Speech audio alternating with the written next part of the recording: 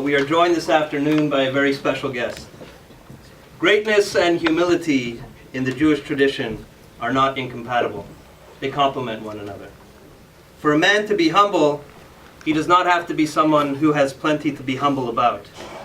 The greater the man, the more humble he is likely to be. The Torah is compared to water. For just as water only runs downhill, never uphill, wisdom can only be attained through a humble heart.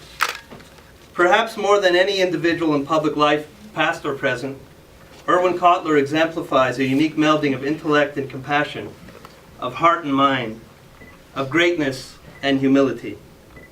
International human rights lawyer, counsel to prisoners of conscience, peace activist, member of parliament, former minister of justice and attorney general, constitutional and comparative law scholar, and most significant to me, teacher and professor. I was first privileged to personally experience both this man's deep heart and mind while a law student at McGill, where he was an esteemed professor. This was back in the early 1990s, and I was presenting a mock appeal. As chance would have it, Professor Cotler was one of the three individuals listening to the presentation. Needless to say, these things can be a stressful event in the life of a law student.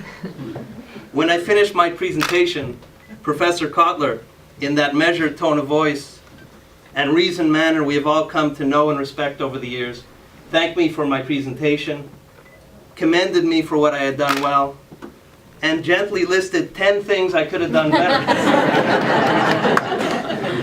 each point interrelated and building upon the other. I was in shock and awe. More importantly, I walked out thinking that this is an individual I could learn from, and not just about the law.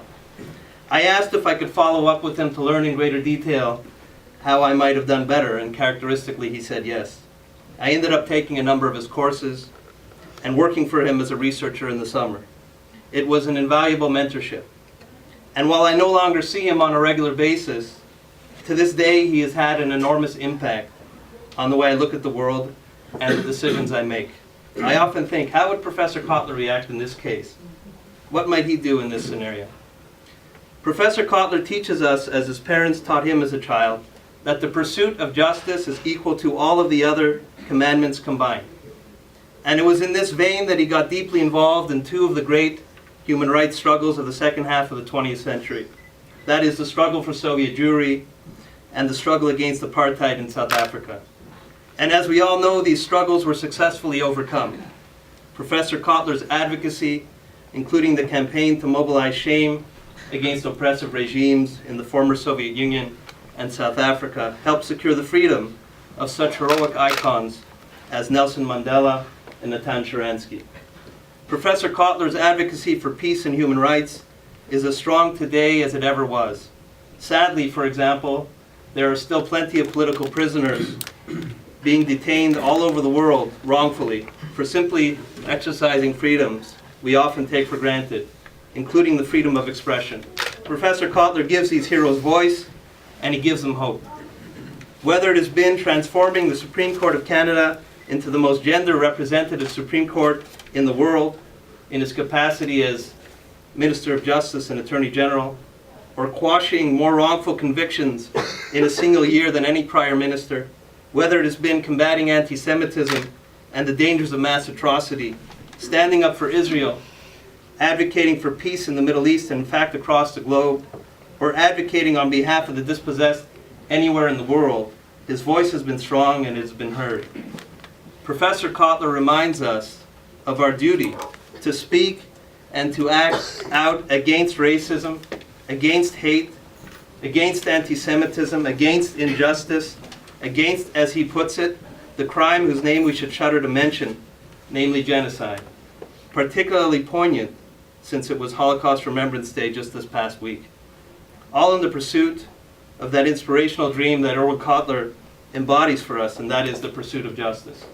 Professor Cotler once taught me, if I ever wonder what I can do in a world that often makes us feel cynical or even indifferent, to think about the words of the great sage Maimonides, who suggested we look at the world as if it were half good and half evil.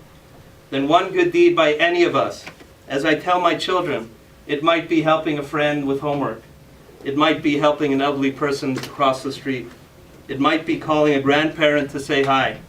One good deed could tip the scale from evil to good. And so, as we learn from the good professor, that each and every one of us has a cosmic opportunity to repair the human condition, and as he has done with so many good deeds, transform history. Professor Cotler really transcends politics. He is in many ways the conscience of a nation. And despite all of his accomplishments, he remains an individual who displays profound humility. I give you a great good man and a good friend and teacher, Irwin Cotler. Thank you, Jay. I have to say that it's been the most humbling introduction that I have ever received. It means so much when, for me, the most important thing you said about what I've been doing was being a law professor. And to have the validation from a former student, and I see other former students here, is more than any professor or person could wish for. So I want to thank you and Renee for opening up your home and your hearts and bringing us all together here today. And I